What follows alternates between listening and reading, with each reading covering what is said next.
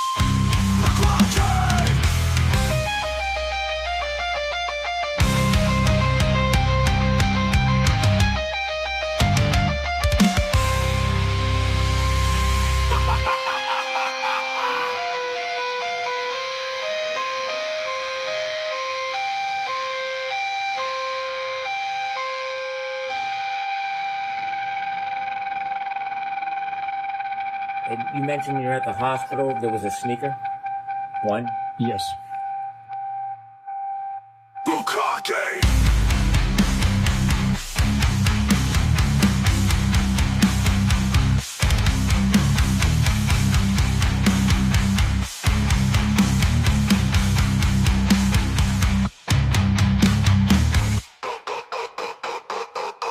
Bukake!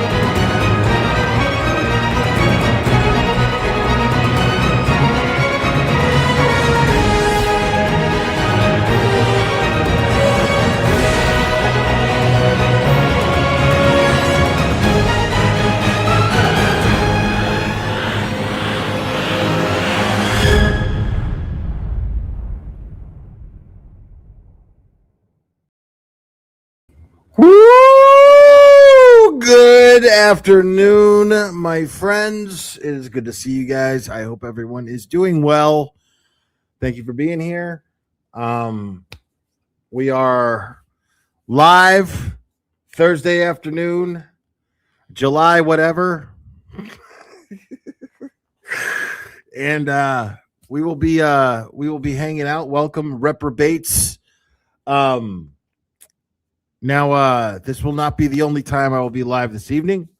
Following this, I will be doing a petty stream with the great Megan Fox at 10:30 p.m. this evening. So one way or the other, I'm going to have to wrap this up before then. So I'm going to try to read through this. This isn't too long. It's about 30-something pages. But apparently, Turtleboy and his defense team have filed an anti-SLAPP motion, which is to be expected, obviously. Now, for those of you who don't know what an anti-SLAPP is, well, it's a good thing you are attending the Glare Institute of Law and stuff today, because I'm going to let you know. Because here at the Glare Institute of Law and stuff today, we tend to reference something called Google. So I went ahead and Googled this. I want you guys to understand, just for those of you who are layman's, such as myself, an anti-SLAPP law protects individuals and media outlets from baseless, intimidating, that's what it says here, baseless, intimidating lawsuits meant to silence free speech on matters of public interest. SLAPP stands for Strategic Lawsuit Against Public Participation. These suits are often used by powerful entities to drain a critic's finances and force them into silence. Okay? How anti-SLAPP works is when a plaintiff files a frivolous defamation, invasion of privacy, or trade libel lawsuit to penalize protected speech. A defendant can file an anti-SLAPP motion to dismiss. This triggers a fast-tracked legal process requiring the plaintiff to immediately prove that they have a valid case and a high probability of winning.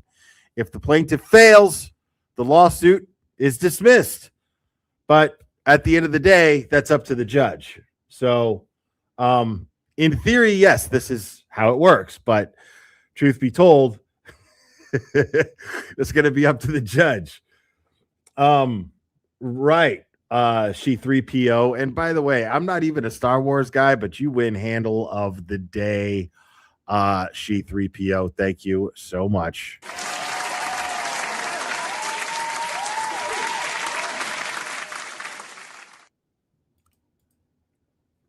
So,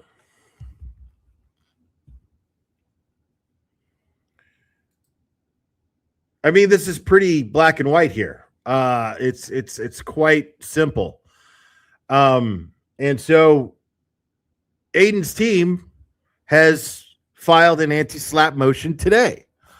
And it is supposed to be argued on Tuesday.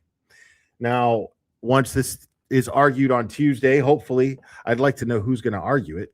But I'm excited to find out who's going to argue it.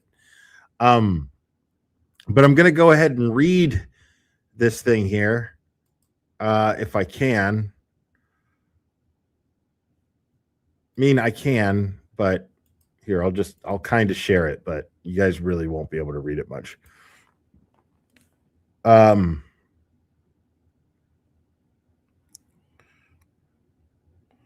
But here it is, the plaintiffs being Jennifer McCabe, Brian Albert, Colin Albert, and Brian Higgins, the one who did it, against Karen Reed and Aiden Carney. So these bunch of assholes are going around thinking that Karen Reed and Turtleboy, well, they're not thinking it, they're just saying it. But they're saying that Karen Reed and Turtleboy basically colluded and conspired to create a media campaign to harass and intimidate these people who, in my opinion, are partly responsible for the murder of John O'Keefe, as well as the cover-up and framing of Karen Reed for this murder. Now,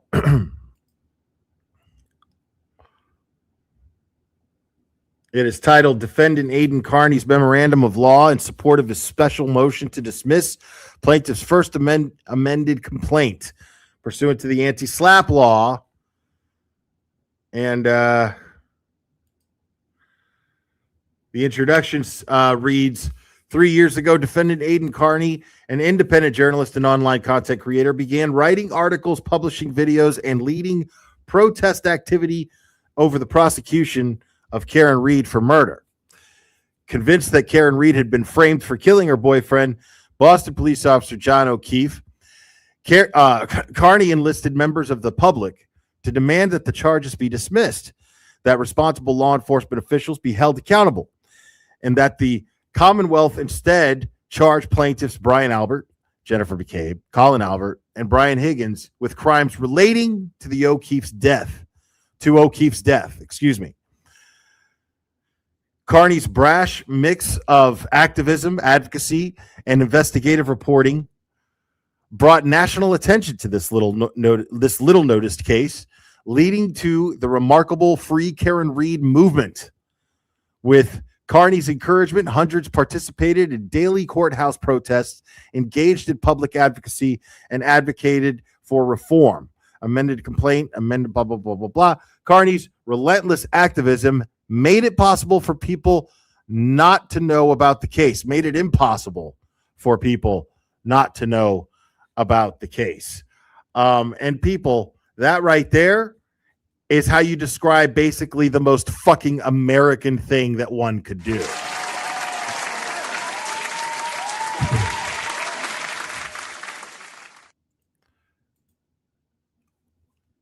Plaintiffs have now sued Carney for his speech and activism around the O'Keefe killing and the Karen Read case. The legislature, however, has enacted very broad protection for petitioning activities like Carney's. And then they cite some case law here. Blah, blah, blah, grant civil immunity for the exercise of the right to petition the government. It's protection. So they cite laws here that clearly show that he's protected. Its protection extends not only to statements made directly to government bodies, but those made in connection with ongoing judicial proceedings and statements reasonably likely to enlist public participation to affect governmental consideration. And then it goes on to cite another law, broad category, to conduct this suit, except where it is devoid of any of any reasonable factual support or any arguable basis in law. Now, real quick, let me go over these before they get all. So Carrie Cove, member for 7 months. 7 months at J. Wells School of Law and stuff. Yes, Scarlett's Mind, forced to be petty, member for 7 months. Growth Redacted, member for 3 months. Free Turtle Dove. Yes, JC Music Man, my man. Best intro montage sequence ever. Totally energized. I love it. Captain Skid Marks, homie. I'm here for law and stuff. Member for 26 months. I love it. What's up, Kasi? Good to see you, homie. Now,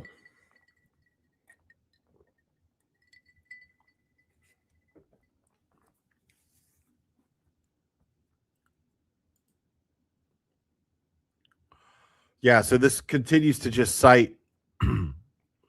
As explained below, the anti-SLAPP law requires dismissal of all of plaintiff's claims against Carney because they are based solely on his petitioning activity, and plaintiffs cannot prove by a preponderance of the evidence that his petitioning was devoid of any reasonable factual support or arguable basis in law. The following facts are drawn from the allegations in plaintiff's amended complaint and the affidavits and exhibits filed herewith, unlike a motion to dismiss for failure to state a claim under mass, blah, blah, blah. A court faced with anti-SLAPP motion shall consider supporting and opposing affidavits stating the facts upon which the liability or defense is based.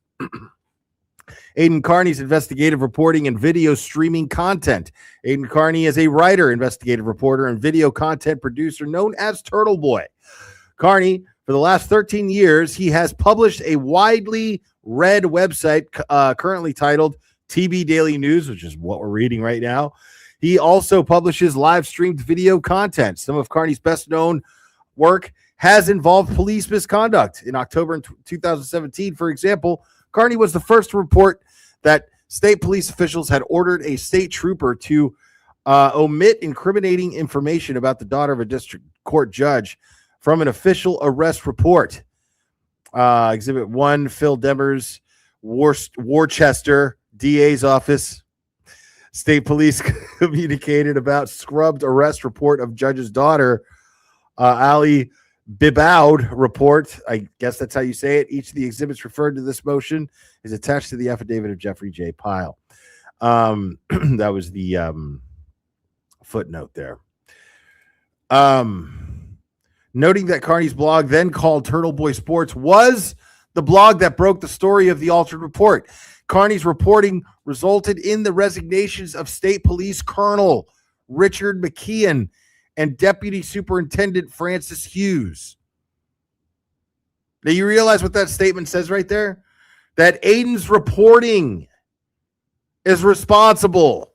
This is from October 2017. Everybody's so fucking surprised here that Aiden, this is just on brand with what Aiden does. 2017, he breaks this story that led to the State Police Colonel Richard McKeon and Deputy Superintendent Francis Hughes to resign.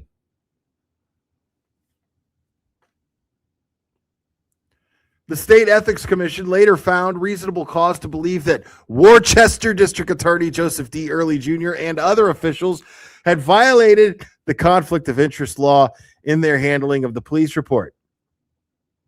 Carney's website and videos compromise a mixture of investigative reporting, analysis, opinion, and the kind of vituperative, abusive, and inexact language that is hallmark of political speech under the First Amendment. Watts versus United States, 394, blah, blah, blah, blah, blah, 1969. Like many other media outlets, Turtleboy Daily News features advertising. Carney also requests donations and sells merchandise to support his work. Let's see here. Peter A. Paints, member for 31 months. How long will Will force me to be a member? As long as it takes, bitch. And don't forget, people, make sure to renew your memberships. If you're not a member already, there will be a members only stream tonight with Megan Fox. Petty stream. We're getting petty as fuck.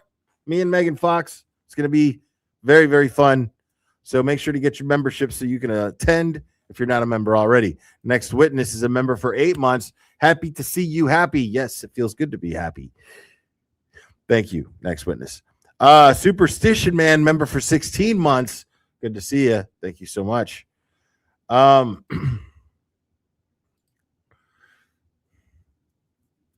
Let's see. Carney publishes articles and videos about the Karen Reed case.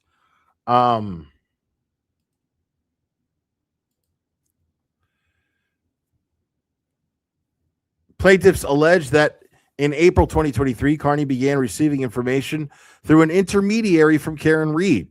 That defendant, that would be Natalie, the defendant in pending murder case in Norfolk Superior Court, blah, blah, blah. Reed had been charged with killing her boyfriend, Boston police officer John O'Keefe, by backing her car into him outside the Canton home of Boston police officer Brian Albert during the early morning hours of January 29th, 2022. And speaking of Turtleboy, he fucking loves this shit right here. Oh, here we go.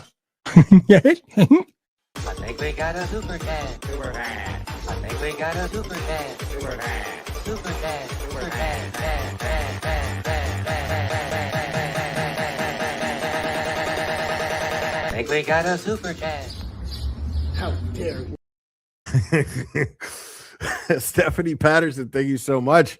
Not to interrupt your flow, but you were missed. I'm over here looking every day. If you're on, donating to Turtleboy tonight too. With you being gone, I gotta save money.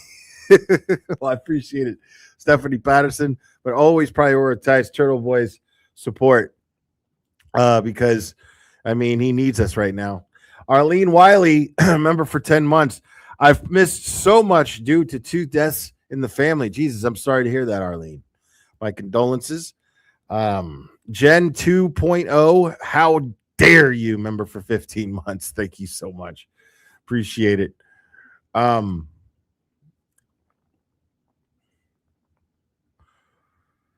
the footnote here says the Ethics Commission petition did not result in a finding of a violation. Separately, Carney broke the story that State Trooper Leah Ganduzzo had been hired by the Massachusetts State Police despite having previously participated in a marijuana trafficking operation, and that she may not have disclosed that information on her application. Did he end up banging her?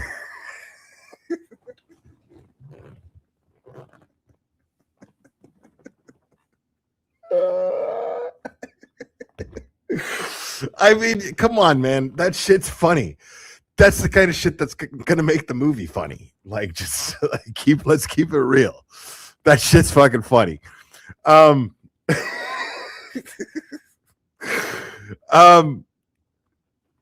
hold on. Scandals, Scar, Massachusetts, Paul Tullhill, blah, blah, blah, blah, blah, State Police, WAMC, Northeast Public Radio. Okay, these are just citing sources, noting that blog Turtleboy Sports reported that years before she was hired, Genduzzo had been charged in a massive federal drug investigation. She escaped prosecution by agreeing to testify against conspiracies.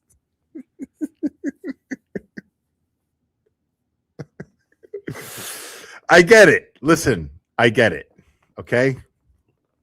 First of all, I've said before, never been almost anything hotter than seeing a Miami Metro-Dade uniform just sprawled out all over my floor. As it's a hot ass thing to see. So listen, I totally get it. But the shit's fucking funny. It's very funny. It's very funny. It's very on brand with Aiden too. Let's just go on. We don't have time to dwell on this. Reed filed a discovery motion in 2023. Reed filed a discovery motion to obtain Mr. Albert's phone for analysis. The motion attached numerous documents, including police reports. On April 18th, 2023, Carney published a blog post about the Reed case headlined Canton Cover-Up Part 1. Corrupt state trooper helps Boston cop cover up murder of fellow police officer, frame innocent girlfriend. The post is 70 pages long, including photographs obtained through Carney's reporting efforts and screenshots from court pleadings and exhibits. Contrary to plaintiff's allegations, Carney wrote the post himself. Its content was not funneled by Reed to Carney. In his Part 1 post, Carney sets forth the Commonwealth's theory of the O'Keefe killing and the evidence supporting it, alongside information from the defense's discovery motion. Based on his assessment of the evidence, Carney concludes O'Keefe was violently beaten to death by persons inside Brian Albert's home, who then hatched an elaborate plot to frame Reed for killing him. As evidenced, Carney cites two damning facts set forth in the defense motion for discovery. These include that Brian Albert's sister-in-law, Jennifer McCabe, boo, who is present at the Albert's house, had searched house log to die in cold at 2:27 a.m. on the night O'Keefe died, long before O'Keefe was discovered at 6 a.m. that morning. Carney reported that McCabe had taken steps to purge her phone of the inculpatory search and to delete her communications with Brian Albert. I mean, come on. O'Keefe's phone, Carney noted, had tracked him walking up and down stairs between 12:20 and 12:32 a.m., movement that would have been impossible if he was inside Karen Reed's car or lying on the ground outside the house, as the Commonwealth alleged. Carney also reported that in the morning after Canton police arrived, Brian Albert, a veteran Boston police officer and trained first responder, didn't even come outside despite the fact that a crime scene was unfolding on his property. Carney argues in Part 1 that the killing was the subject of a cover-up, aided and abetted by members of the Massachusetts State Police, Canton Police Department, Norfolk County DA's office. Squirrel, thank you so much. The shoe, yes. Can't forget about the shoe. We haven't gotten that far yet, but thank you, Squirrel. Appreciate you. What's up, Valhalla? Where was I? The person most responsible for the cover-ups, Carney stated, was Massachusetts State Police Trooper Michael Proctor, who failed to speak to key witnesses because Michael Proctor, You suck. fucking Proctor sucks. Yes, not doing it, man. That guy sucks. Who failed to speak to key witnesses and never applied for the geofence data that would show the identities of every person in the house that night. Carney then makes a direct plea for government action. Trooper Proctor, now, how is that? That's witness intimidation, right? To make a direct plea for government action, right? To actually ask for the government to actually do their job.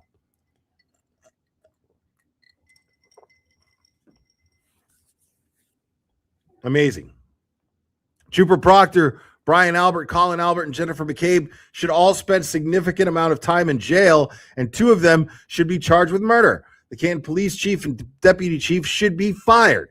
Every other person in that house should be charged with obstruction of justice as they witnessed a crime and never reported it. Following his Part 1 post, Carney wrote many more articles about the Reed case in which he argued forcefully for her innocence. On April 18th, 2023, he published Part 2 of his Canton cover-up series in which he responds to commenters who had criticized his earlier post. Dina, member for 26 months. What is up? Clara, hello, my favorite, Clara. Thank you, Dina. We missed you. We love you. You know we always do. Following his Part 1 post, blah, blah, blah, blah, blah. I already read that. On April 18th, 2023, he published Part 2 of his Canton cover-up series in which he responds to commenters who would criticize his earlier post. In Part 3, published on April 20th, 2023, Carney criticizes the Norfolk DA, Michael Morrissey. The post is titled, Norfolk County DA says he will continue prosecution of innocent woman Karen Reed. Morrissey, Carney writes, knows full well that Karen Reed did not kill John O'Keefe, but he is pushing forward anyway for one reason: pride. He's not man enough to admit that his office is complicit in covering up for a murder. Every minute wasted on the prosecution of Karen Reed is time, money, and resources that could be spent investigating and charging the people who killed John O'Keefe. It is an absolute joke and a disgrace that this politically connected hack of a DA is pursuing this. He should resign immediately and hand over this case to a competent individual. Carney then calls for his readers to email Michael Morrissey. These posts marked the beginning of Carney's years-long and ongoing campaign of investigation, advocacy, and petitioning surrounding the Karen Reed case. Now, for those of you who are saying, "Oh my God, he pushed for people to email Michael Morrissey. Poor Michael Morrissey. This needs to stop." Too fucking bad. Like it's a public email that the taxpayer pays for, and it's there so that the public can email him. So if you don't like the kind of job he's doing, then shoot him some criticism. You're allowed. He works for you.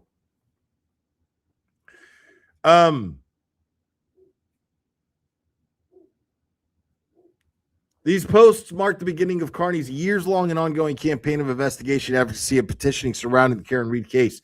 The amended complaint alleges that Carney had published 550 parts to his Canton cover-up series to date, as well as thousands of tweets, hundreds of blog posts, hundreds of YouTube videos, and countless other public statements across a variety of platforms.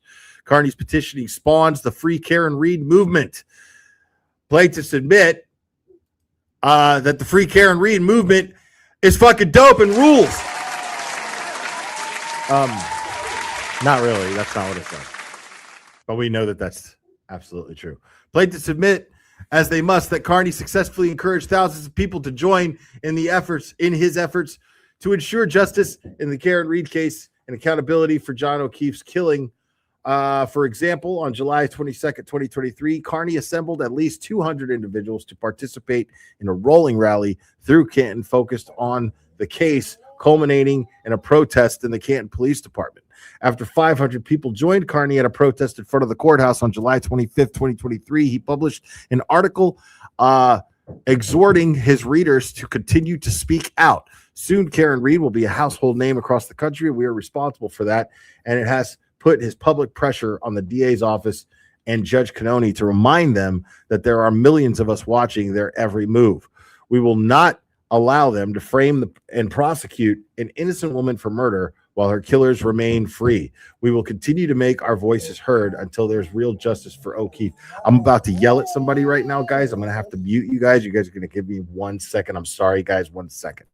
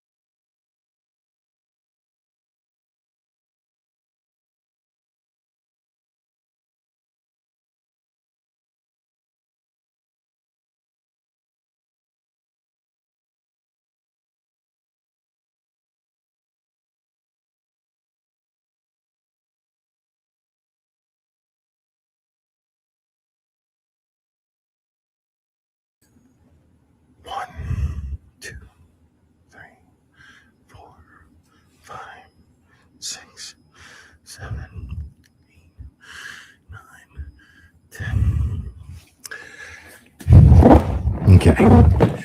So I ordered some groceries from DoorDash.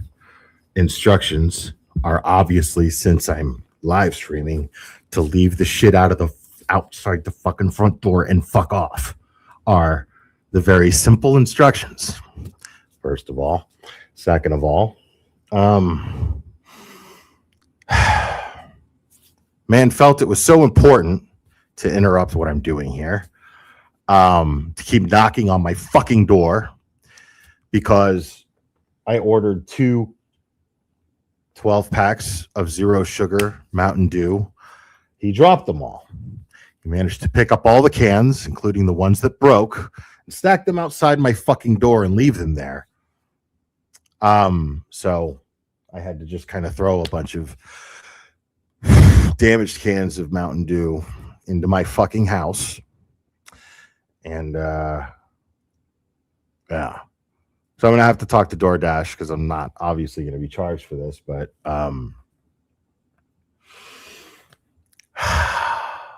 yes, serenity now. Yes.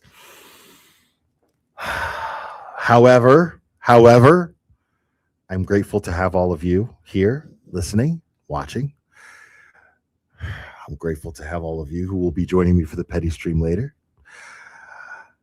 I'm grateful to have my dog. I'm grateful to have gotten the other things intact. It could have been his dog food, which I also ordered. It could have been the paper towels, which I also ordered as well. I'm glad it was just the sodas. I'll live. It'll be okay. Anyway. Let me find my place here and we'll continue. Okay.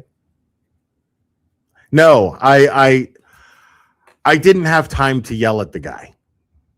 I didn't have time to yell at the guy. So and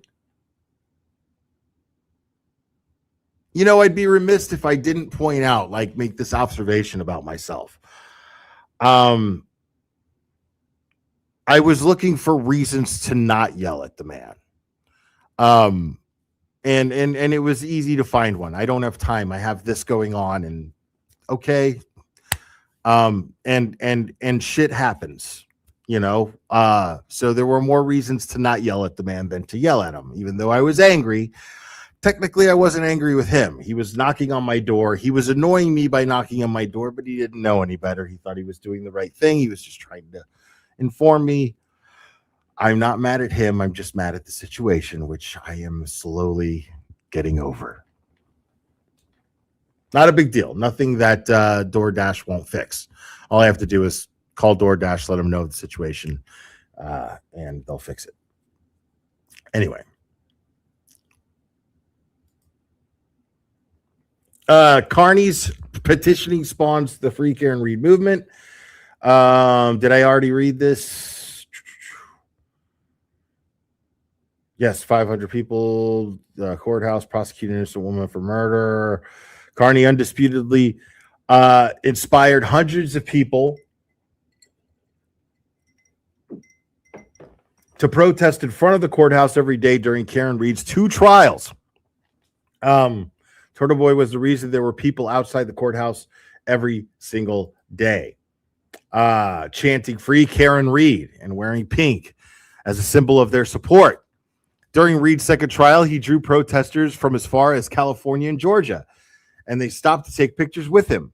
After Reed was found not guilty, Carney stated that he would like to think that some of the evidence that was presented to the jury in court was a result of his journalism and his influence and his activism online. Carney also applauded himself for conducting standouts, putting up billboards all over Norfolk County for Free Karen Reed and making it impossible for people not to know about the case. I'm just laughing because he said that he applauded himself. Like, okay. But yes, like, should he not have applauded himself? I mean, observers of the trial shared plaintiff's assessment of Carney's central importance in driving public discourse about the Karen Reed case. Brad Peterson, Turtleboy factor as Karen Reed trial starts, Holden Bigger's influence on display. Worcester Telegram, April 16th, 2024. While the murder allegedly occurred in Canton, the publicity that has turned into a regional and national fixation largely stemmed from the blog of Holden's Aidan Carney. Catherine Elton, Free Karen Reed blogger, Turtleboy will not go quietly, Boston Magazine, May 19th, 2024. Almost single-handedly through relentless blogging and YouTube streaming, Carney upturned public perception of what seemed like an open and shut case, casting a thick cloud of doubt on the workings of our justice and law enforcement systems. Chris Heath, Turtleboy will not be stopped. The Atlantic, March 10th, 2025.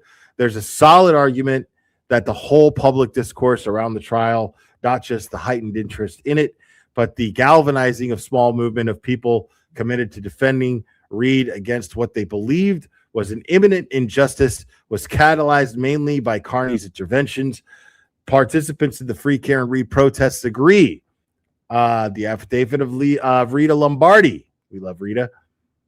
And Carney's writings lead to a Canton special town meeting and an audit for the Canton Police Department. Now, this is all very true. Carney's activism did not just inspire protest. It encouraged Canton residents to propose, vote for, and implement a measure to bring increased oversight to the Canton Police Department. In direct response to Carney's coverage, residents began to speak up at meetings of the Canton Select Board to raise questions about the honesty and professionalism of the Canton Police Department and to question the actions of Select Board member Chris Albert, the brother of Brian Albert, because, guys, well, I mean, Boo, you suck. We fucking suck. Nobody likes the Albert.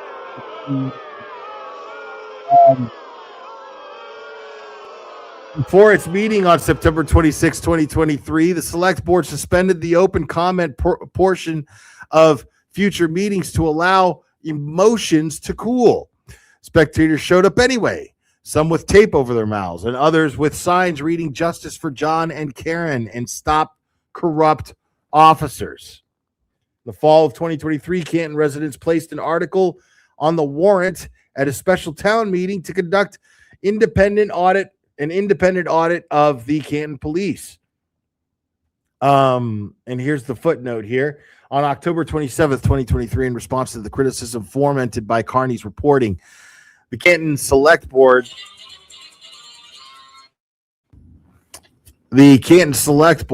announced that it would conduct 2 reviews of the Canton Police Department's operations, one examining the department's policies and procedures, and the other auditing its evidence room. According to the Canton Citizen, both reviews have been the subject of numerous resident requests at select board meetings following the death of former Boston police officer John O'Keefe. A select board member stated at the meeting, "We have heard the individual concerns of our residents." Okay. Hold on. What does that last page say?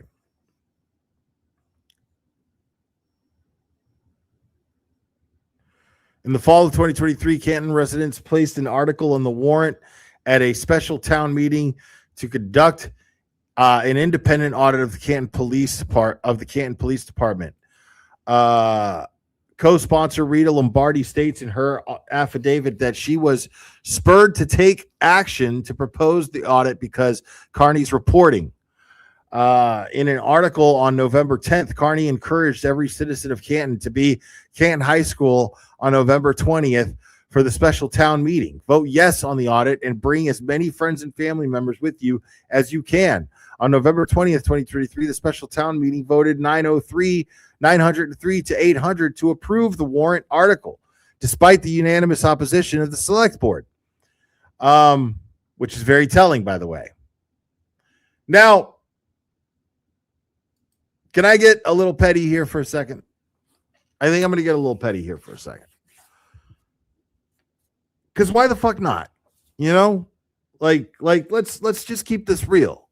Let's keep this 100, as they say. Let's keep it a buck, as they say.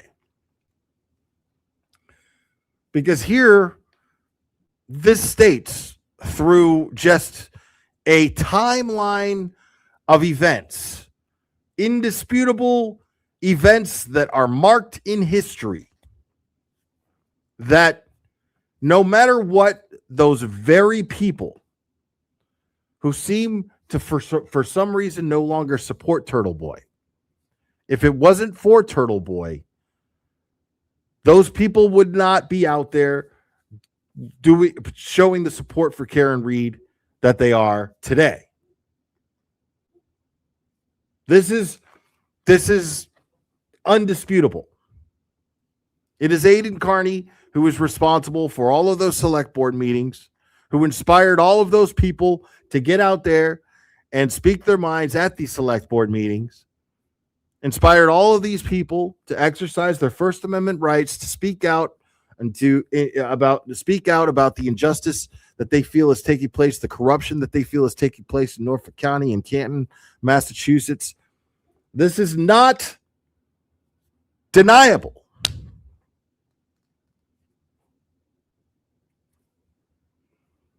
So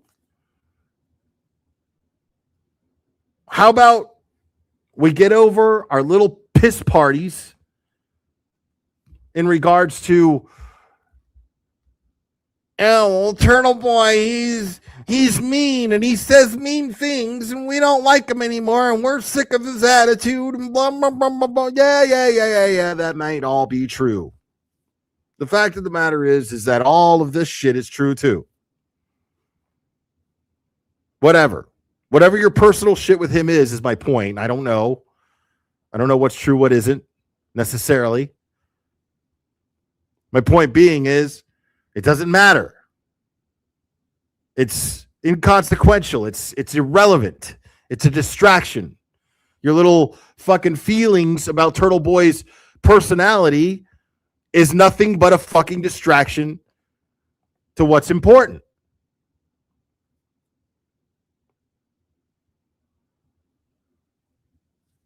All those people in Canton that are so pissy and so upset with Turtleboy, I don't know who it is, who isn't.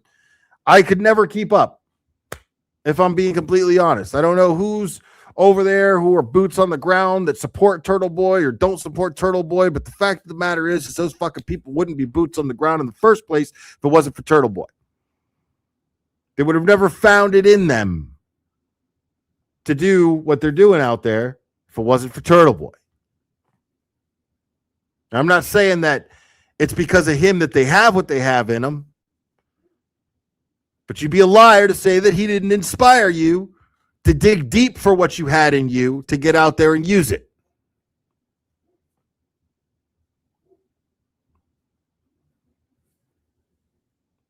And all it takes is a little humility to realize this and just stick to what's important here. You don't have to like the guy, but makes no sense to not be a fighter and not fight for what's right, regardless of how you feel about somebody.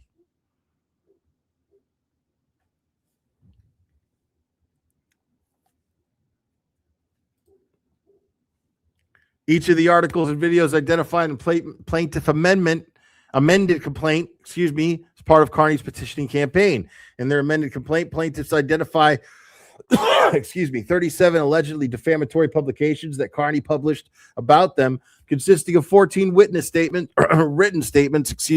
and 23 alleged defamatory videos. A list of articles and posts identified as defamatory is set forth as Exhibit 16 to the affidavit to Jeffrey J. Pyle.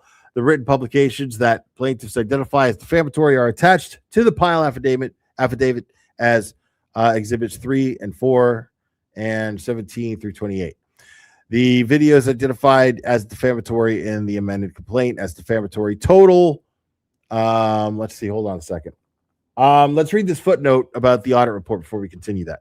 The audit report released in April 2025 criticized the Canton police for several failures of procedure at the O'Keefe crime scene, including the failure to photograph O'Keefe's body where it was found and to interview Jennifer McCabe and Brian Albert on camera at the Canton Police Department. The audit was criticized. The audit also criticized the Canton Police Department for leaving the crime scene unattended for 10 hours after discovering O'Keefe's body. The auditors recommended that Canton police officers undergo additional training in crime scene management and interrogation, that patrol vehicles be equipped with crime scene kits, and that policy be changed to prohibit officers from using personal phones to take crime scene photographs. A copy of that report is available. The list does not include every video or writing identified in the amended complaint. Plaintiffs reference some of them in an effort to show that Reed and Carney work together, as opposed to identifying statements that harm the plaintiffs. Okay, so the videos identified as defamatory in the amended complaint as defamatory total approximately 58 hours. Certain petitioning related segments of these videos are summarized in a chart attached as to the Pyle affidavit as Exhibit 29, with available hyperlinks to the videos. Each of the allegedly defamatory publications of which plaintiffs complain was part of Carney's campaign to ensure that justice was served in the Karen Reed case and to encourage the prosecution of plaintiffs of crimes related to John O'Keefe's death. They further those goals in several ways. One, by reviewing the evidence of Reed's innocence and plaintiff's guilt in O'Keefe's killing. Two, criticizing the police and prosecution for their handling of the case. And three, calling for dishonest, corrupt police officers to be fired or prosecuted. And four, expressing opinions about the veracity and significance of trial testimony. And five, encouraging public participation in the case. Karen Reed's trial, the first trial in Commonwealth versus Reed, began on April 29th, 2024, and ended in a mistrial on July 1st, 2024. A retrial began on April 22nd, 2025, and ended on June 18th, 2025, with a not guilty verdict on the charge of second-degree murder. At both trials, the court permitted the defense to present evidence that plaintiffs Brian Albert and or Brian Higgins were third-party culprits who killed John O'Keefe. The court made these rulings after determining that Reed met the evidentiary standard to mount a third-party culprit defense under Commonwealth versus Watkins. This is very important. Thanks to Turtleboy's reporting,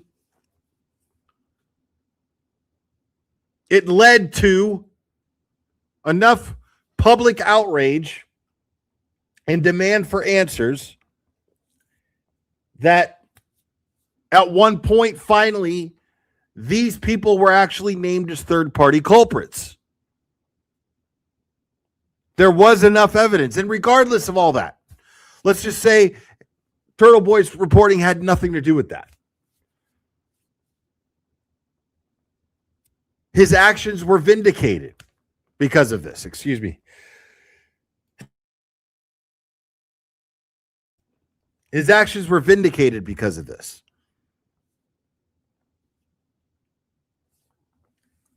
All that his actions proved was that he was willing to do what the police were not, which was ask the right people the right questions. That's what he showed the public, that he was willing to do what the Massachusetts State Police were not willing to do.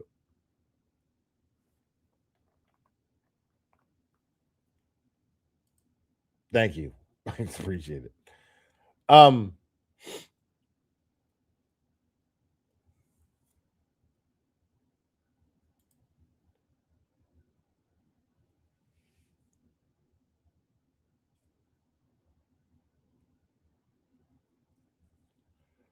Okay, so the argument here, and this is what I really wanted to get into here. The anti-SLAPP law protects the right to petition the government for redress of grievances. A party may file a motion to dismiss. Hold on, let me read this footnote here. As of the date service of this motion, plaintiffs have not compelled with the court's directive to supply the alleged defamatory videos on a thumb drive. The anti-SLAPP law, blah, blah, blah, blah, blah. A party may file a motion to dismiss if civil claims against it are based solely on its exercise of the constitutional right to petition. The statute provides powerful procedural protections, requiring the speedy dismissal of such claims unless the targeted petitioning was devoid of any reasonable factual support or any arguable basis in law. An anti-SLAPP motion is addressed in two stages. At the first stage, the motion's proponent here, Carney, must make a threshold showing through the pleadings and affidavits that the claims against him are based on his petitioning activities alone and have no substantial basis other than or in addition to the petitioning activities.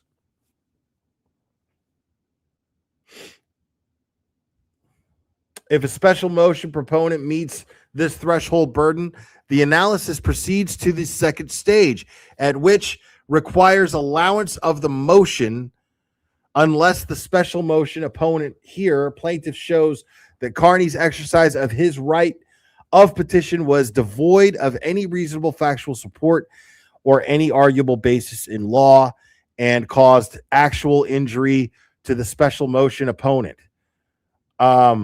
Proving petitioning is devoid of any reasonable factual support of any arguable basis in law is a difficult task.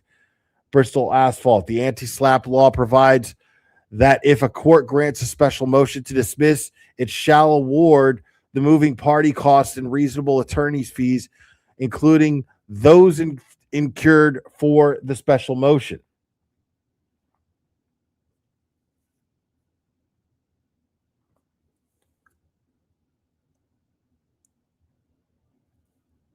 Okay, so yeah. So they're basically covering all bases here, obviously. So if they show if they do grant the dismissal, if the judge grants the dismissal, which he won't, but if he does, then they're saying that they should be covering Aiden's attorney fees as well. Court fees, attorney fees, everything. Plaintiff's claims against Carney are based solely on his petitioning activities. The plaintiff's claims against Carney are based on statements and acts that fall well within the broad ambit of anti-SLAPP laws protection for a party's exercise of his right of petition.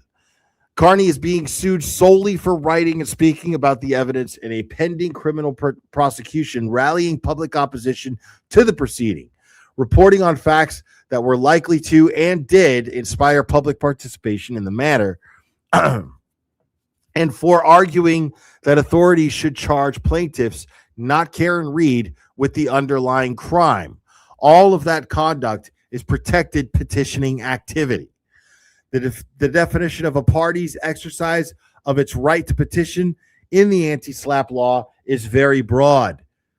Blah, blah, blah, Massachusetts. It includes, they're citing a case law here that includes several elements that squarely apply to Carney's alleged speech and actions here, including any written or oral statement made in connection with an issue or consideration or review by a legislative, executive, or judicial body. Any statement reasonably likely to encourage consideration or review of an issue by a legislative, executive, or judicial body. Any statement reasonably likely to enlist public participation in an effort to effect such consideration, and other statement falling within constitutional protection of the right to petition government.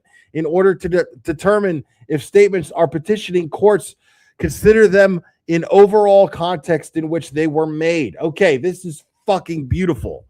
All right. Now, if I'm reading this correctly, if I am interpreting this correctly, I'm really stoked to hear it, because it's basically saying that now when everybody's going through all of this Turtleboy footage looking for intent, right? To show his intent. His intent is to do what? To encourage, how do they put it here? To encourage a legislative, executive, or a judicial body to make these decisions. To look at the evidence and say, hey, these are the people. If Karen Reed is innocent of this crime, the people inside the house must be guilty. Please do something about it. Let's rally as many people as we can so that we can get these bodies to do something about it. So his intent this entire time was to do this, which is well within his rights. And he's being sued for it. And he's being criminally charged for it. Think about that shit. Right here, they are laying it out. They are laying it all out right here on page 13.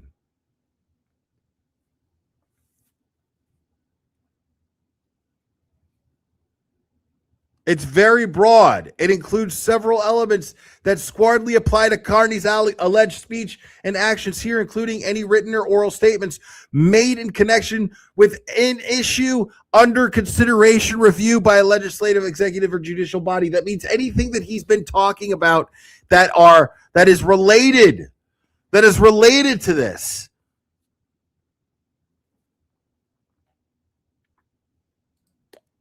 Sue gifted a membership. Thank you so much for gifting a membership. I really appreciate it.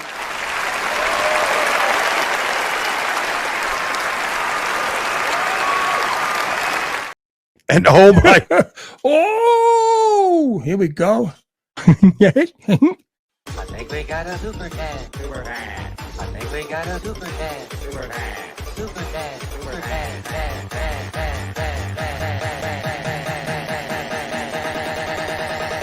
I think we got a super cat. How dare you? Stephanie Patterson, again, thank you so much. Turtleboy was right. And if it took Karen Reed being framed and Turtleboy just doing his job shifts the corruption that state has been known for, so be it. Will I pray I have someone like you to have my back like you have for him? Free Turtleboy. Watch what happens next. Here for it. Donate. Yes. And remember, Turtleboy's defense donation link is pinned to the bottom of the screen. Used to be the top, but nowadays it's the bottom. Thank you so much, Stephanie Patterson. You're so kind. And yeah, I guess Melanie Little is going to go over this tomorrow morning, which I can't wait to hear about because, yeah, this is just great. So yeah, I mean, it, like I said, if I'm reading this correctly, this is very broad and covers everything.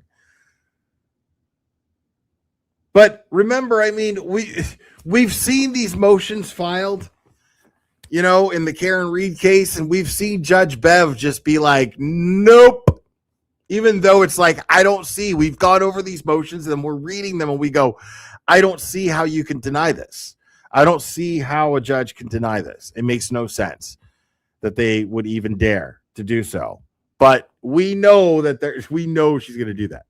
Or we know Judge Gildy is going to do that anyway. The Goodmans gifted a membership. Thank you.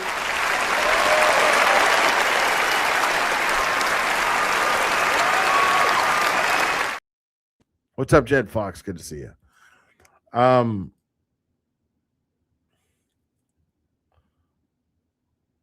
Yeah, this shit is like, all right. So Carney's writings and statements constituted petitioning first and foremost because they were reasonably likely to enlist public participation. Concerning the O'Keefe killing and the Karen Reed prosecution, Carney identified what he believed to be massive travesty of justice, explained in detail the reasons for that conclusion, and inspired his hundreds of thousands of followers to take action to stop it, including by emailing and protesting against D.A. Morrissey, telling D.A. Morrissey this needs to stop, and the police protesting at the courthouse and participating in public standouts against the prosecution. The Supreme Judicial Court has squarely held that the speech and advocacy designed to foment public participation around a pending judicial proceeding constitutes protected petitioning under the anti-SLAPP law. Okay?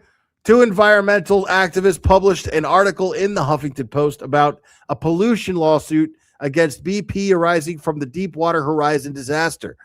The activists wrote that an expert consultant for BP, Cardinal Chensrick, has a long and on at least one occasion fraudulent history of defending big polluters using questionable ethics to help their clients avoid legal responsibility for their actions. Cardinal Chemsrick sued the activists for defamation, and the SJC held that the case had to be dismissed under the anti-SLAPP law. The activist article, the court held, was protected petitioning activity because it was published to influential governmental bodies by increasing the amount and tenor of coverage around the environmental consequences of the spill, and included an implicit call for its readers to take action. Given this, the article fits squarely within the second clause of blah, blah, blah, blah, blah, any statement reasonably likely to enlist public participation. Right. So here, Carney's articles, videos, and actions plainly were intended to increase the amount of tenor of coverage around the Karen Reed case. They also included implicit and explicit calls for the public to take action. In one of the earliest videos played this complaint about, Carney states that anyone who cares about John O'Keefe should be literally in front of the Massachusetts State Police headquarters or the Norfolk County District Attorney's office every single day with a megaphone making noise, demanding to know how these incompetent law enforcement agents screwed this up so badly and why there aren't immediate resignations. April 22nd, 2023 video identified identified in AM compliance, blah, blah, blah, blah, blah, blah, blah, I don't know. He repeatedly called the prosecution a harmful waste of time and resources and urged the authorities to prosecute the plaintiffs instead of Reed. So right there, basically what this says, if I understand it correctly, this is basically saying it doesn't matter. You don't get to sit there and whine about witness intimidation, you sure as fuck don't get to sue somebody for writing articles that imply that you should have charges against you, that imply that you were a fucking killer, if the purpose of it is to draw action coming from the government, from a governmental body, to produce some sort of legal result, to draw public outrage, to assemble the public, to draw public outrage and demand that the government do something, which is exactly what Turtleboy has been doing. So you don't get to whine and bitch and sue somebody over it because they're asking for the government intervention and they're exercising their freedom of assembly, their freedom of speech.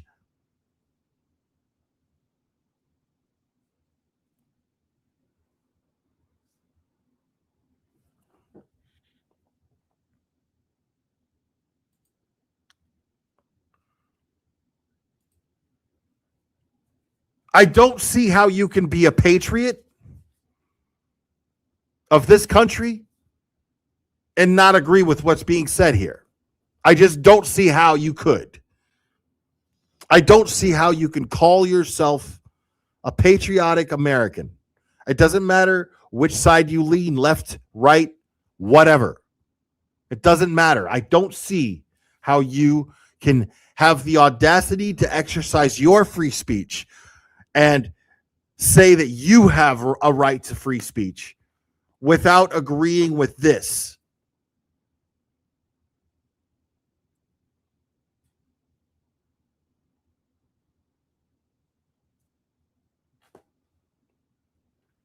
Now you have the right to disagree with it, but let's just be real. It makes you a fucking hypocrite and an idiot.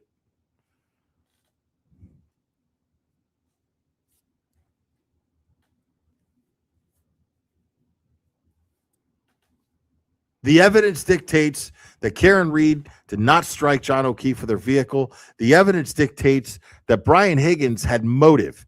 The evidence dictates that John O'Keefe entered the home of 34 Fairview during the early morning hours of January 29th, 2022. Therefore, it is reasonable to draw the conclusive theory that John O'Keefe was murdered inside 34 Fairview Road by someone who was inside 34 Fairview Road.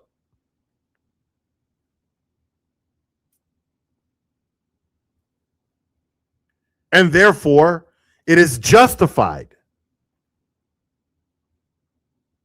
to try and get justice for John O'Keefe. And it is that much more justified when you exercise your First Amendment rights to do it. And the only thing these people are pissed off about is that it was effective. Because a lot of people can get out there and start going, people, why aren't we so fucking outraged? Why aren't we all outraged? A lot of people could have done that and they'd be standing out there in the street all by themselves with everybody just walking by going, man, that sucks. I mean, good for them for being an American and doing what they're doing, but bummer. Whatever, I don't give a fuck. I'm on my way to Baskin Robbins. But that's not what happened, is it? It actually worked.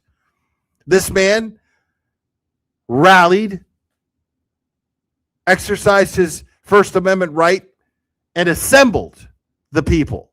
He was effective in assembling people. And this is what they're mad about. Because a lot of people exercise their First Amendment right. It's just not very effective. This time it was very effective.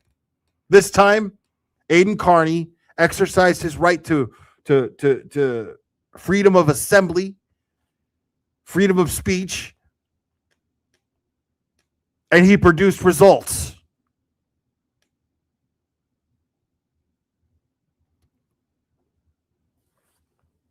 And this is why they're mad. And just because someone exercised their rights and it produced results does not mean that you get to sue them over it.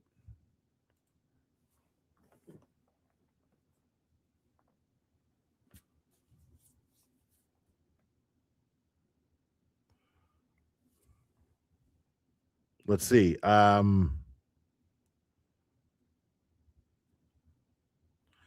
Indeed, as plaintiffs acknowledge, Carney's advocacy was not only reasonably likely to enlist public participation in the Reed case, it was wildly successful in doing so. There it is. Alleging that Carney assembled at least 200 individuals to participate in a rolling rally. Alleging Carney was the reason that there were people outside the courthouse every single day chanting "Free Karen Reed" and wearing pink as a symbol of their support. Alleging Carney made it impossible for people not to know about the Karen Reed case. Further, the affidavit of Rita Lombardi shows that Carney's statements convinced her, as a Canton resident, to go sponsor a town meeting article to audit the Canton Police Department.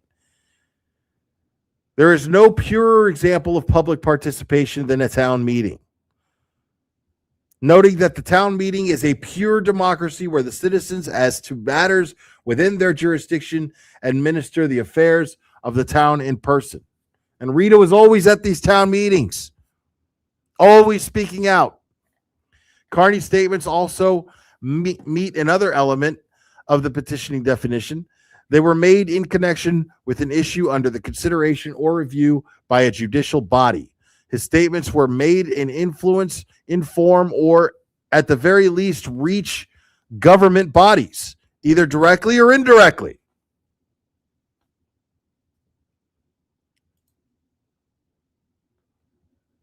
They were closely and rationally related to the proceedings, and they were in furtherance of the objective served by governmental consideration of the issue under review. Blah, blah, blah, statement, SLAPP definition, blah, blah, blah, blah, blah, blah, blah, blah, blah. Hospital goal. Hold on. Allegedly, defamatory statements by a hospital president to Boston Globe were in furtherance of hospital's goal of maintaining a license in pending review. The statements by Carney identified in the amended complaint were made after Reed had been charged with murder. They related to the case. They were all in furtherance of the objectives of ensuring justice in the case and securing the indictment of one or more of the plaintiffs for O'Keefe's killing. And they were all made to influence or at least reach judicial or executive officials, either directly or through participation by other members of the public. This is brilliant. As Carney wrote on his website early on, the public advocacy campaign was intended to put public pressure on the DA's office and Judge Cannoni to remind them that there were millions of us watching their every move. We will not allow them to frame and prosecute an innocent woman for murder while her killers remain free. We will continue to make our voices heard until there is real justice for John O'Keefe. I mean, there it is, plain as day.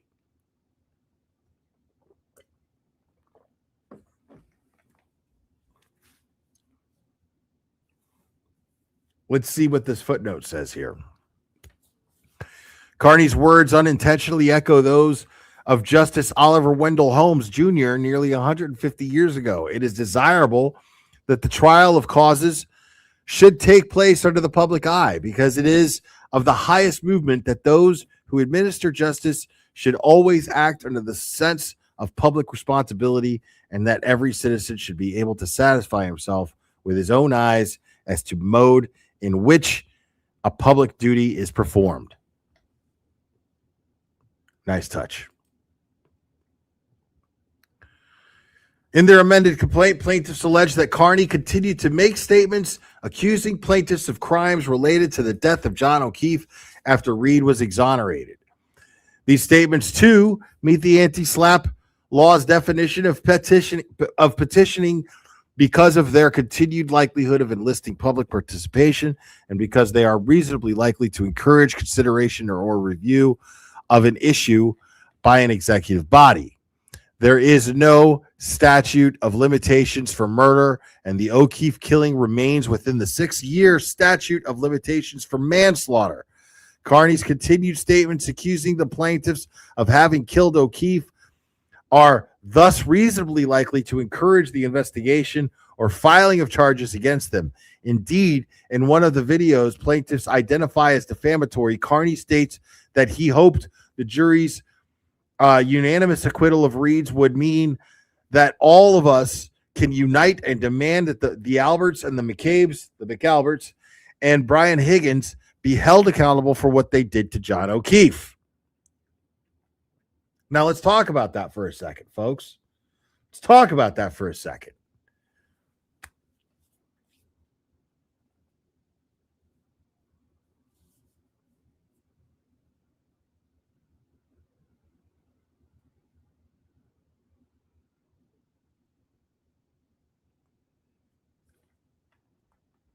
So,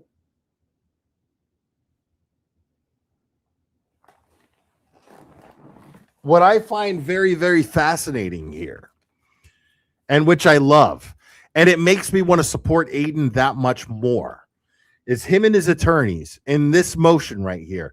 They're not even trying to deny accusing these people of killing Boston police officer John O'Keefe. They're being sued for defamation because they're saying they're accusing us. And here in this motion, we're saying, here in this motion, Turtleboy and his attorneys are saying, yeah, we are. We're totally fucking accusing you. And the purpose of us accusing you is to let somebody know who has the power to look at the fucking evidence and start handing out some fucking indictments. Because everybody did some shady, dirty shit. And all the evidence points to the fact that there's no way that John O'Keefe was not killed inside the house at 34 Fairview Road at the early morning hours of January 29, 2026 or 2022. It's just, there's no fucking way that didn't happen.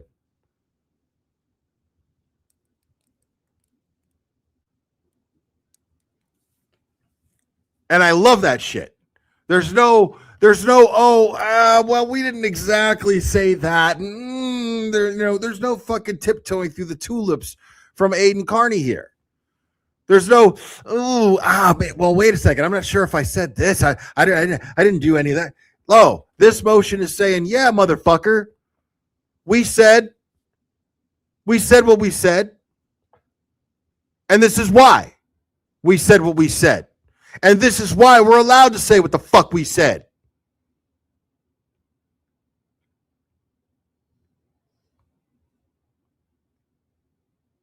I mean, it's quite simple. It's fucking brazen as fuck. And I love it.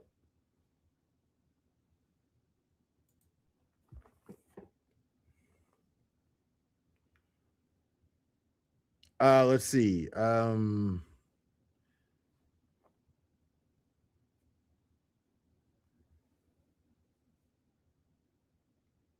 Did I already read this? Oh, yeah, I already did read that. In a vain attempt to distract from this conclusion, plaintiffs allege that Carney had a commercial motive and a profit model behind the statements. However, the motive behind the petitioning activity is irrelevant at this initial stage. Exactly. Who gives a fuck? He's not allowed to make some money doing what he does?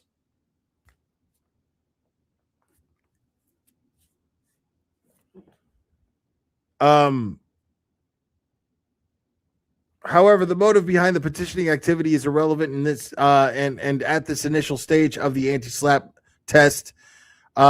Instead, the focus solely is on the conduct complained of. As the SJC has recently re-emphasized, a party may seek to invoke the powerful protections of the anti-SLAPP statute to protect speech, even if it involves a commercial motive. With only limited relationship to issues of public concern. As such, allegations about Carney's profit motive are irrelevant. None of the plaintiff's claims against Carney has any substantial basis other than petitioning activity. Although plaintiffs make a number of spurious and irrelevant allegations about Carney's motives, the actual conduct complained of in each of their court each of their counts against him is petitioning alone. As shown below, there is no substantial basis to any of these claims other than in addition to Carney's petitioning activities. The first claim against Carney for defamation, count 2, is based entirely on his allegedly defamatory statements that plaintiffs were responsible for the murder of John O'Keefe and a cover-up of their purported role in that murder. Give me 1 second here, folks.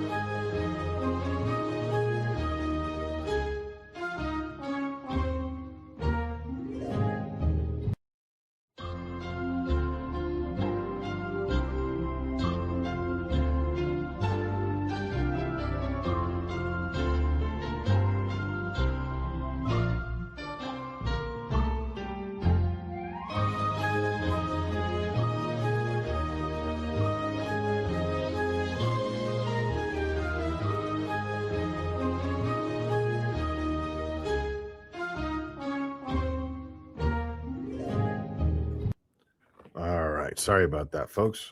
Let me read this footnote here. Nor does Carney's use of name calling render his statements unprotected by the very broad definition of petitioning. I'm glad I'm reading this footnote here. This is very important. Nor does Carney's use of name calling render his statements unprotected by the very broad definition of petitioning. Complaining that Carney referred to plaintiff McCabe as horseface.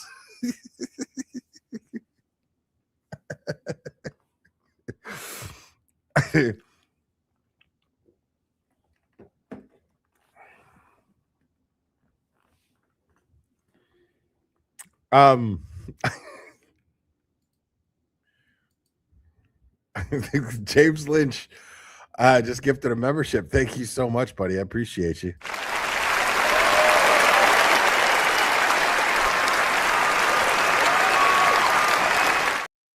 So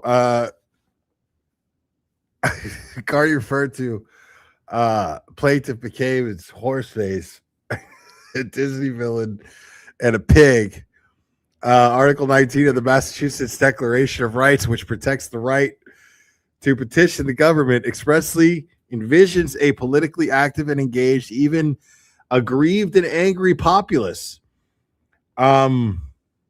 And oh my God, hold on a second, man. Dina just gifted 10 memberships. Holy shit. Thank you, Dina, so much.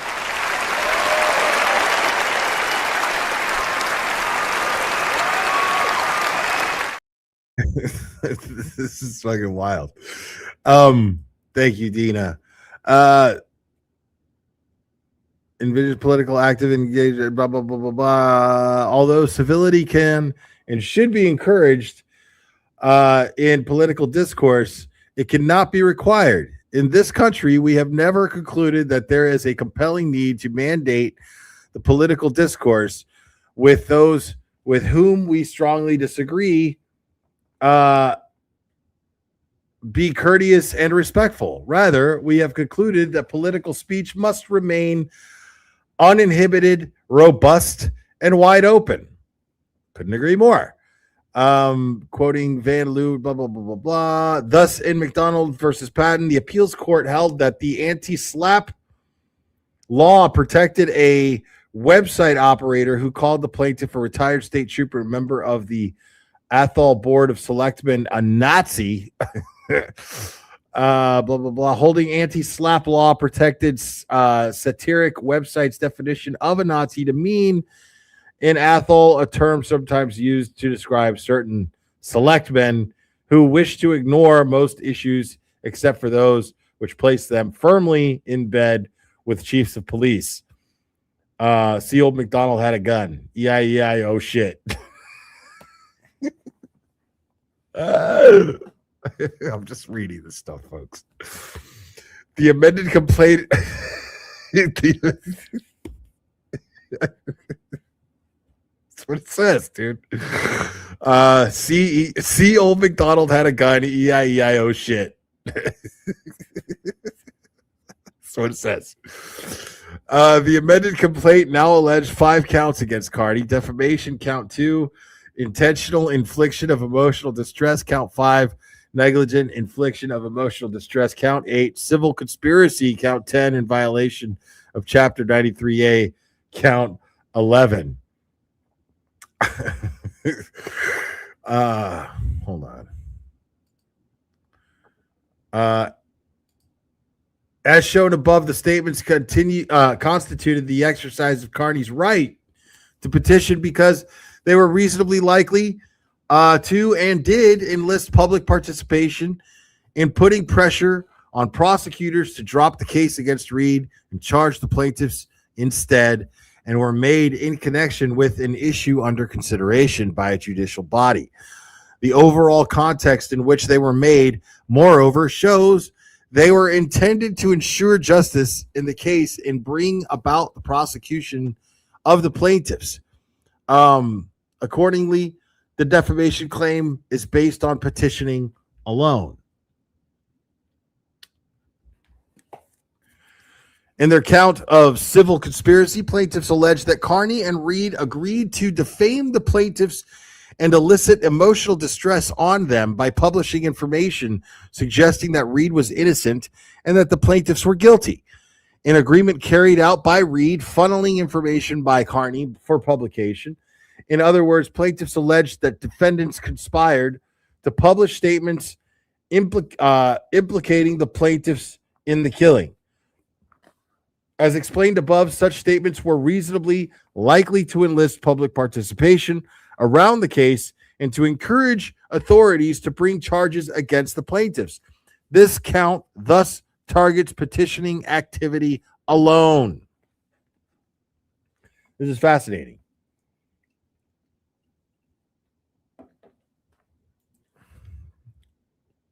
And oh my God, Liz 88 gifted 5 memberships.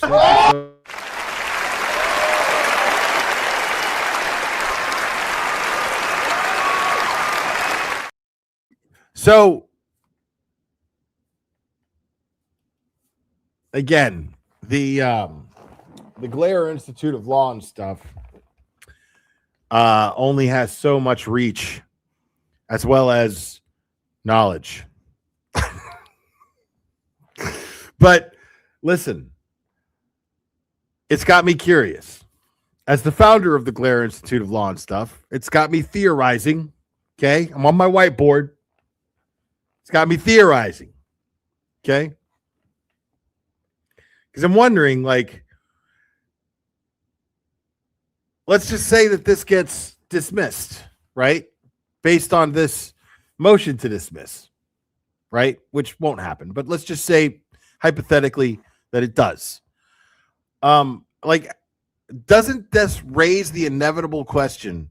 How can you charge someone criminally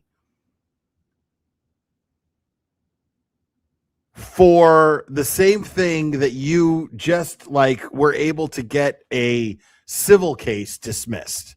How can someone be charged criminally for something that you can't even sue somebody for? You see what I'm saying?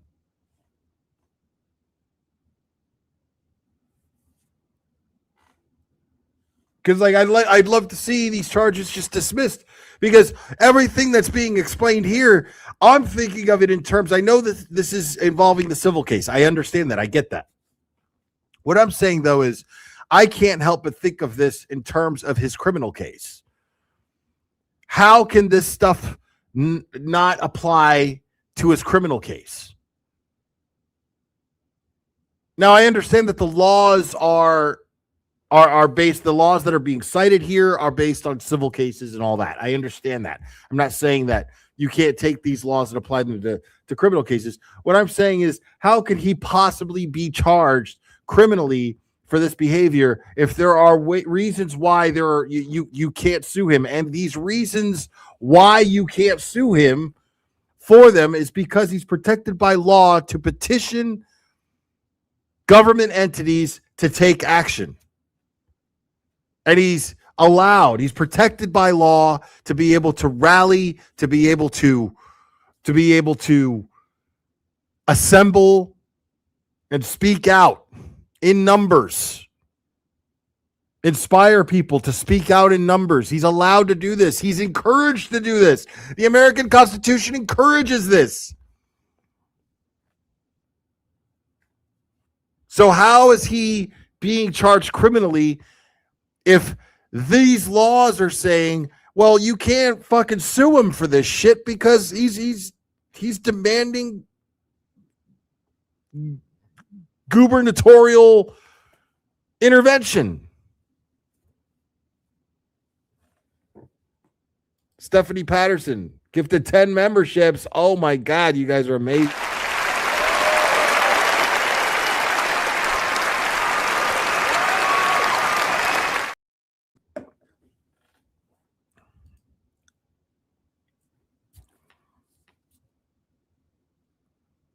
Cop's daughter, stick around.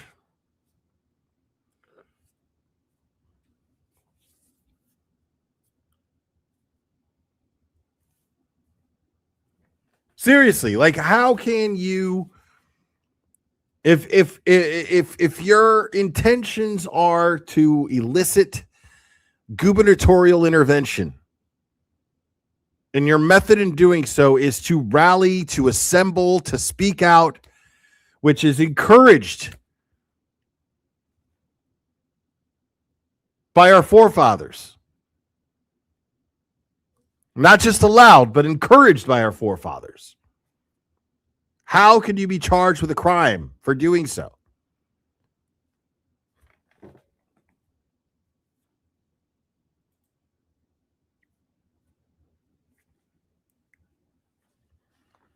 Plaintiff's emotional distress counts 5 and 8, essentially duplicate their defamation claim. In both counts, plaintiffs complained of Carney's acts of publishing statements accusing plaintiffs of crimes, acts that constitute petitioning activity, as explained above. Count 5, Carney broadcasted his campaign of outrageous and false statements about the plaintiffs.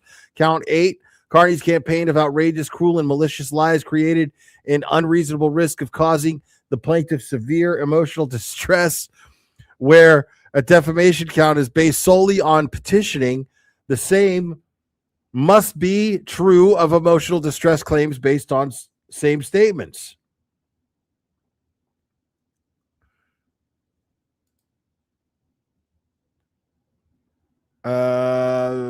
Dismissing plaintiff's claims for neglect, infliction of emotional distress where it grows out of the same nucleus of operative facts that spawn her defamation claim.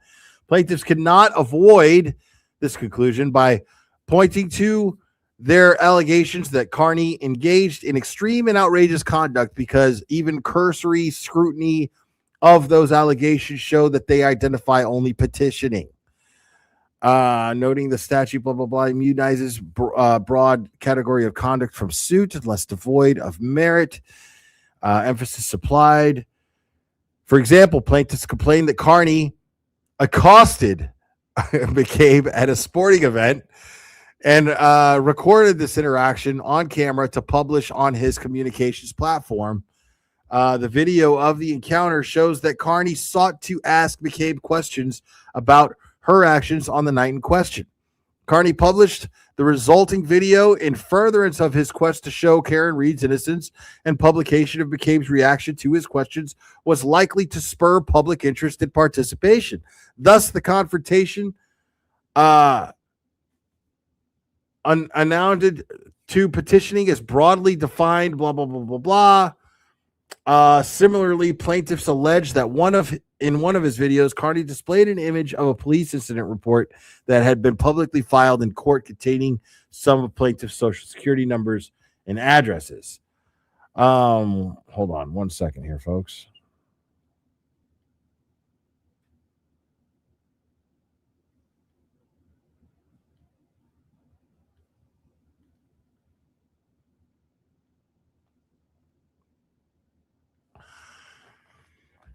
Let me read this footnote here.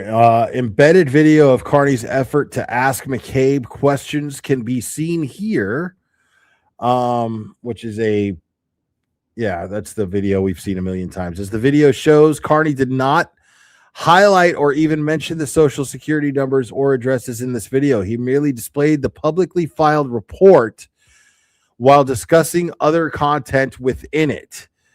So basically, yeah, they're saying that he doxed their social security numbers and all this other shit. But he's protected by law to have done that because he didn't, first of all, he didn't do it maliciously. All he did was display something that was already filed publicly. It's not his responsibility or legal obligation to redact it. Okay. Now, is it a cool thing to do to redact it? Sure, of course. But you're not in any way legally obligated to redact it. So he didn't do anything that he's not allowed to do. Similarly, plaintiffs allege that in one of his videos, Carney displayed an image of a police incident report that had been publicly filed in court containing some of the plaintiff's social security numbers and addresses. In that same video, Carney expressly exhorts people who care about John O'Keefe and demand justice and immediate resignations in the Massachusetts State Police and Norfolk County District Attorney's Office over the case. Likewise, the amended complaint alleges that Carney engaged in extreme and outrageous conduct by leading peaceful protesters in cars through public streets of Canton in a rolling rally to bring awareness to the case, a rally that ended in a protest in front of the Canton Police Department. As Carney stated at the time, the rolling rally came in the context of his effort to put public pressure on the DA's office and Judge Cannoni not to frame and prosecute an innocent woman for murder while her killers remain free. Quintessential petitioning conduct. Such an assembly plainly could be expected to foment further public participation.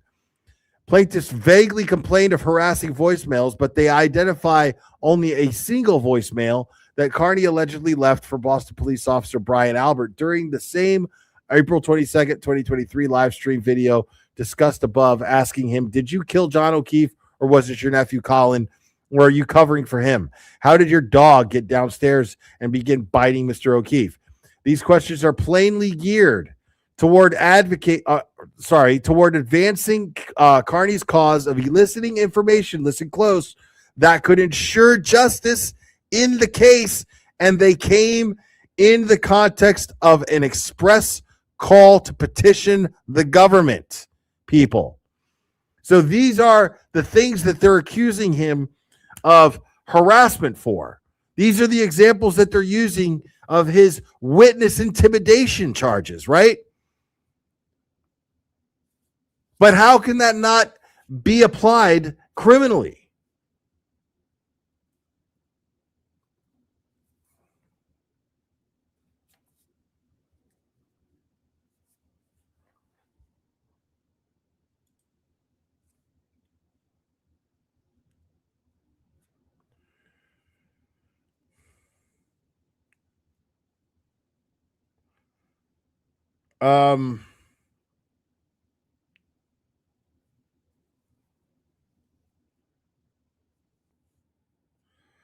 The footnote here says, in their amended complaint, plaintiffs newly alleged that Carney's speech was intended to intimidate.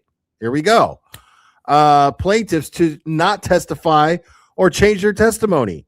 Plaintiffs identify no facts supporting this baseless allegation. However, once again, the court's task is not to speculate on Carney's motives for petitioning, but to determine whether the specific allegedly actionable statements and conduct meet the definition petitioning set forth.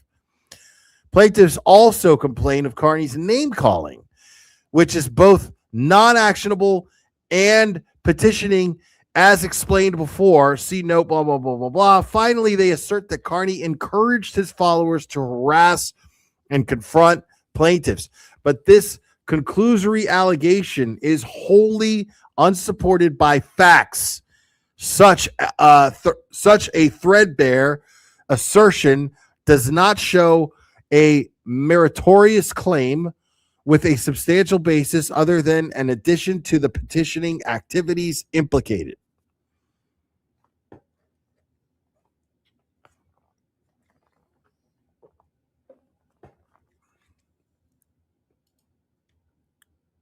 Finally, in count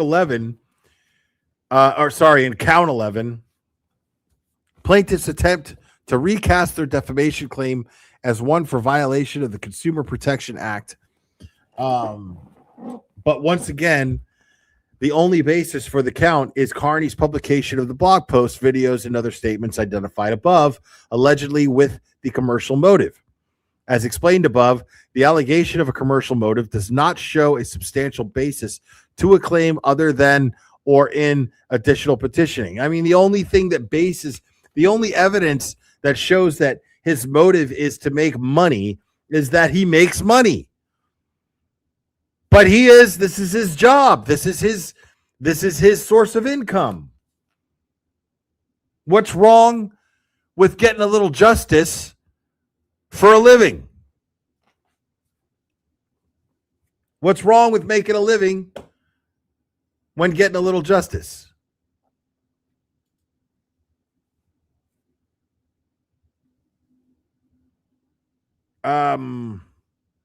Themselves conducted on which the plaintiff rests is claim and accordingly cannot provide a substantial non-petitioning basis for that claim. Carney's petitioning was not devoid of any reasonable factual support or arguable basis in law. As explained above, each count of the amended complaint is based solely on Carney's petitioning activity. So the burden now shifts to the plaintiffs to show that Carney's exercise of his right to petition was devoid of any reasonable factual support or any arguable basis in law and caused actual injury to the special motion opponent. Blah, blah, blah, blah, blah, cleaned up, proving that the moving party's petitioning activity was, in essence, a sham, presents a high bar. Blah, blah, blah, blah, blah. Okay, they're just reading different stuff from a different case. Hold on. Even where the petitioning does not end in the petitioner's favor, that does not in and of itself mean that it did not have some basis in law or foundation. In fact, importantly, plaintiffs cannot prevail merely by submitting affidavits controverting the statements made in Carney's petitioning and in the affidavit supporting special motions to dismiss. So, yeah, you can't just file affidavits and call it proof. Material disputed credibility issues may not be resolved in the plaintiff's favor in ruling on the presence of reasonable factual support, nor can plaintiffs satisfy their burden by challenging the accuracy of isolated statements in Carney's various blog posts and YouTube shows. Under blah, blah, blah, blah, blah, the question whether each and every assertion made in the course of petitioning activity has reasonable factual support, but whether the special motion proponent's exercise of its rights to petition itself was devoid of any reasonable factual support. Let me just skip all that real quick. Here, Carney's petitioning primarily concerned what he viewed as the unjust prosecution of Karen Reed and the Massachusetts State Police's wrongful failure to investigate the plaintiffs, despite evidence suggesting Reed did not strike O'Keefe with her vehicle, and that plaintiffs were responsible for his death and its subsequent cover-up. Plaintiffs cannot show that Carney's statements, whether directed at Karen Reed's innocence or their own culpability, were devoid of any reasonable factual support or arguable legal basis. Carney's petitioning concerning Reed's innocence is supported by evidentiary facts, sworn testimony from expert and percipient witnesses, and the law. Indeed, at the conclusion of Reed's first trial, the jury failed to reach a unanimous verdict, and the court declared a mistrial. In the second trial, the jury acquitted Reed on all counts related to Officer O'Keefe's death. Second-degree murder, count 1, manslaughter while operating a motor vehicle under the influence, count 2, and leaving the scene of an accident resulting in death, count 3. The jury's determination forecloses any claim that Carney's statements regarding her innocence were devoid of any reasonable factual support or arguable basis in law. So basically, in short, that means that Karen Reed's exoneration basically validated all of Aiden's claims. Judgment in favor of party litigation is conclusive evidence that the petitioning activity was not devoid of any reasonable factual support or arguable basis in law. It is not enough for the plaintiff to show that the defendant alleged petitioning activity was based on an error of law. He must show that the reasonable person could conclude that there was a basis in law for his position. There is, moreover, extensive. Okay, let me read that one more time because I want to understand that. Is that not an blah, blah, blah?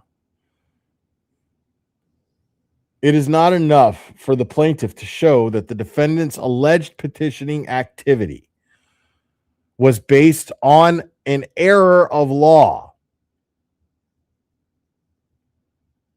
He must show that the reasonable person that no reasonable person could conclude that there was a basis of law for his position.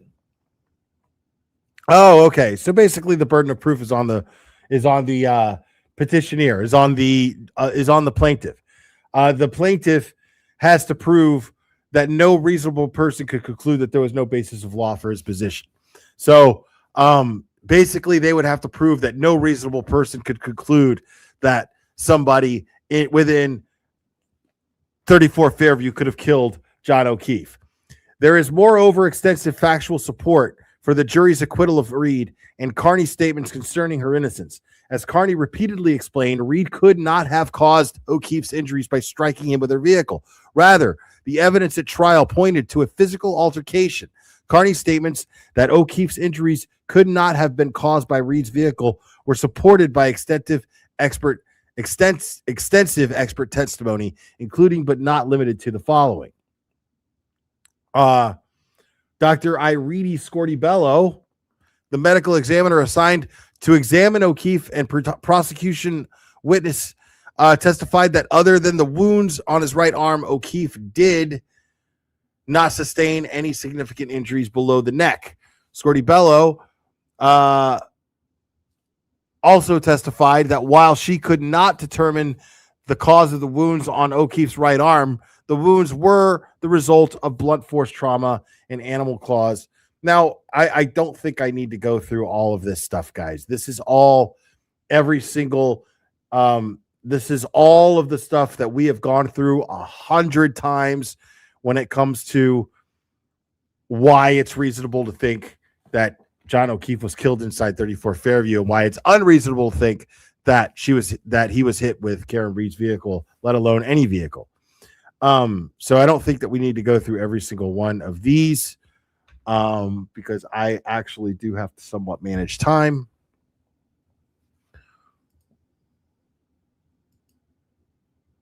Yeah, all of these are here, which you can absolutely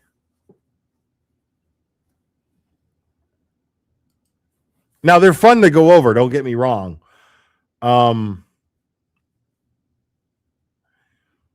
But this is all just all of the facts that show why it's just unreasonable to think that Karen Reed struck John O'Keefe with her vehicle, and why it's absolutely reasonable to think that somebody inside 34 Fairview killed him. Let's see. An award for reasonable attorney fees and costs to Carney's is mandatory. The anti-SLAPP law provides that if the court grants a special motion to dismiss, the court shall award the moving party costs and reasonable attorney fees, including those incurred for special motion. Once a court grants a special motion to dismiss, the award of attorney fees is mandatory. Internal quotations omitted. Accordingly, Carney requests that upon allowance of his special motion to dismiss, the court set forth a schedule for him to submit an appropriate application for attorney fees and costs. Conclusion. For the foregoing reasons, Aidan Carney respectfully requests that the court allow his special motion to dismiss and that he be awarded his reasonable attorney fees and costs incurred in this action. And here, this is all Jeffrey Pyle, Timothy Bradle, the mighty Mark Betterow, Meredith McAfee. People, fantastic.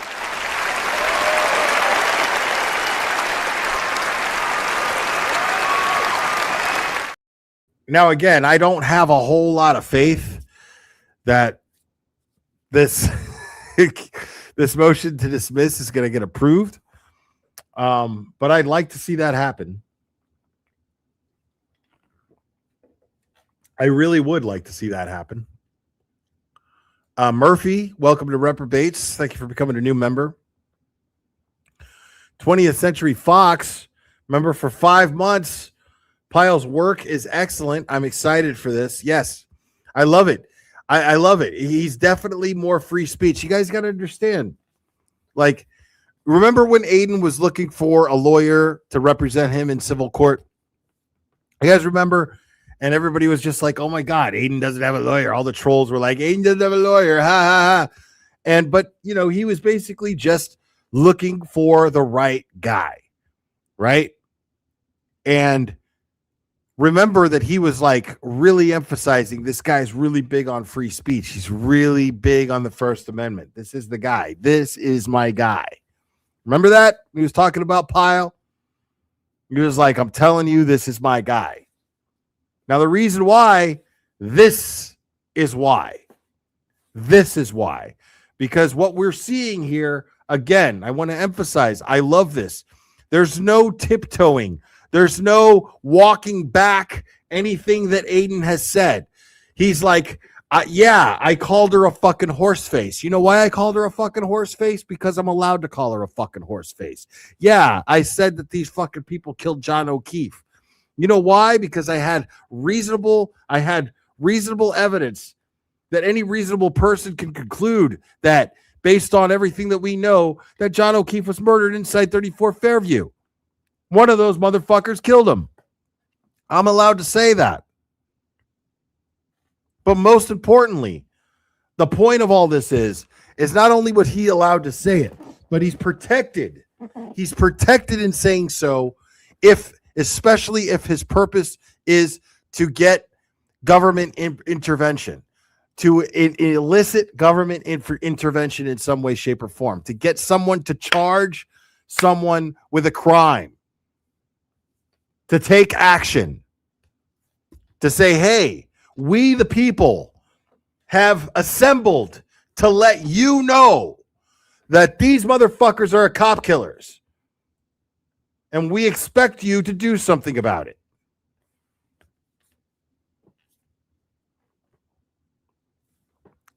But anyways, people, make sure to donate to Turtleboy's Defense Fund, because it is pinned at the bottom of the chat. It's very, very important that they don't, because I don't think this thing's going to get approved. Now, remember what this says.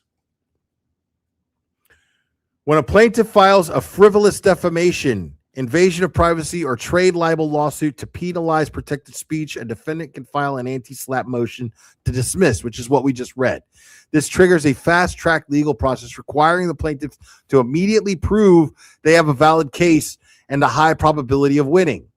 Now, it also says here that the anti-SLAPP law protects individuals and media outlets, Aiden being an independent one, from baseless, intimidating lawsuits meant to silence free speech on matters of public interest. SLAPP stands for Strategic Lawsuit Against Public Participation. These suits are often used by powerful entities to drain a critic's finances. That critic being Aiden Carney. These suits are often used by powerful entities to drain a critic's finances and force them into silence. The only way to effectively fight this, folks, is to raise money for Aiden Carney and his defense fund. They're trying to drain him. They're trying to shut him up. And so far, the only people right now who are fighting to get justice for John O'Keefe are Karen Reed and Aiden Carney. This is a fact. This is an undisputable fact. Those of you whining about whose side to take or whatever, you need to get your head out of your asses. Okay? Because whether you like it or not, they're both on that lawsuit. And a win for one is a win for both. Get your head out of your asses. Focus on what's important here. Anyways, guys, I really appreciate hanging out with you. Remember, in just under 2 hours, folks, I will be live. It will be a petty stream, and we will be having some fun because once in a while, you just got to laugh. Because again, the people must have games. So, yeah, if we're going to shit on people, shit on the right people. Shit on the people who don't give a fuck about what happens to Dr. Turtleboy, what happens to Karen Reed. Shit on those people. And it's fun to do so. And my special guest will be Megan Fox. And I'm really excited because I have not done a stream with Megan Fox yet. And I'm going to be doing a petty stream with Megan Fox in just under 2 hours. And I'm really, really excited to have her on. So, yeah, we're going to get silly with it. We're going to have some fun. People, remember, it only takes now. Remember, it is members only. So you will be forced into memberships to be able to watch. So, anyways, guys, you guys are absolutely fantastic. I love you very much. Remember, it only takes a second to stay safe. And being retarded never stopped anybody from being a good neighbor. I love you guys very much, and we will do this again very soon, my friends.